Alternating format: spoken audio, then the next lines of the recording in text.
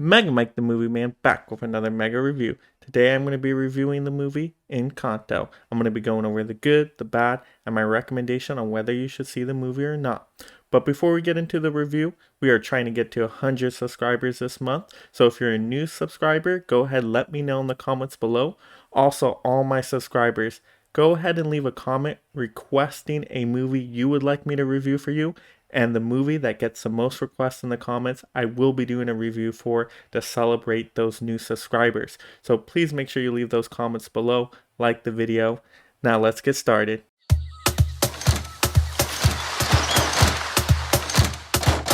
So to get into the good of the movie first, this movie is Disney Studios' 60th animated film, and wow, that is great to celebrate here. This movie has a lot to it.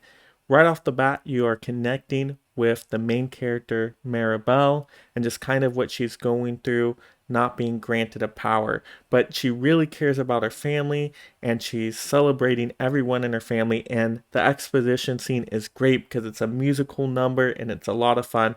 So it explains what's going on with the family in a great, fun, and interesting way. And all the family characters are great here, showing off all their unique powers. They're all different, all a lot of fun to see on screen. And then to see the dynamic between all the family characters and how they interact with each other, it does get you gripped into the story. And just to see how the story unfolds is just very interesting. This movie does pick up towards the second half, so even though it starts a little bit slower, it does pick up and it gets very interesting on what's going on with this family's prophecy.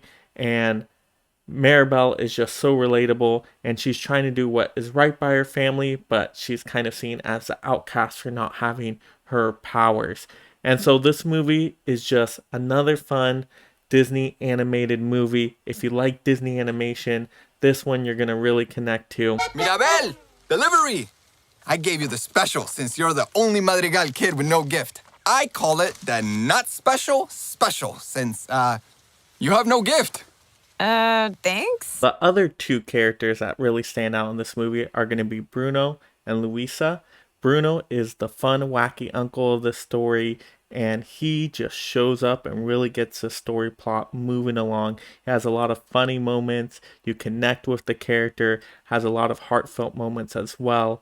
And then also Luisa, who is another character you really connect to. She's a strong character, but you can feel connected that she always has a large burden to carry, and she has probably the best musical number in the entire movie. It's just so fun and really heartwarming, and you connect to it. So Bruno, excellent character. Also the voice acting for Bruno, I'm not going to ruin the surprise of who it is, but it's a great voice to hear for this role.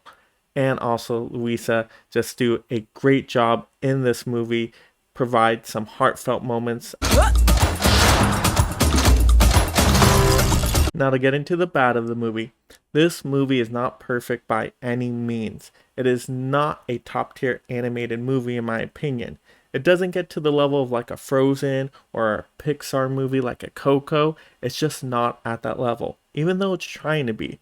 For example, some of the musical numbers aren't that great. You kind of just tune out during them because it's nothing unique and special.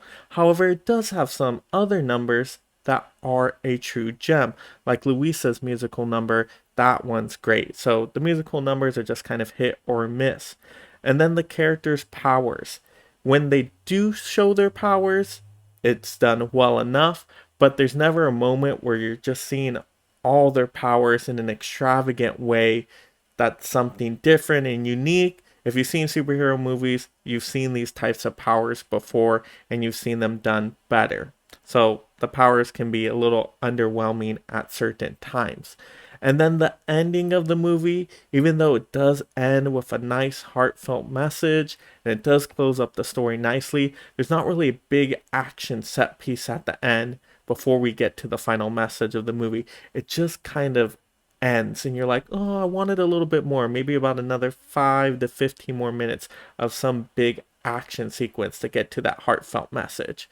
So this movie does a decent enough job. Gift or no gift, I am just as special as the rest of my family.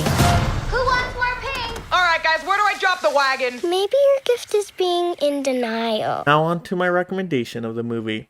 So I would recommend this movie to people that have been really craving another animated film. I think this one is good enough, so if you've been planning on seeing it, definitely go out and see it. I don't think you will be disappointed. Just know it's not that next level animated film I was hoping for. Now, if you're a person where Disney animation doesn't really work for you, I don't think this one's going to win you over, but I would say let it drop on Disney Plus first, then check it out, give it a try, see if it does work for you. But it's not one you need to rush out to the theater to see for at least everyone, unless you're really an animated fan. That will do it for today's movie review of Encanto. Have you seen this movie yet? Let me know in the comments below. Or if you're now planning on seeing this movie, let me know that as well. Also, if you haven't subscribed yet, make sure you subscribe and leave that movie request down below. Let's see what movie gets the most requests so I can do a review of it. Also, make sure you turn on that notification bell as I do post daily content and you want to stay tuned for all that future movie content on this channel. Also, like the video, and this is Mega Mike the Movie Man out here reminding you to make every day a movie day.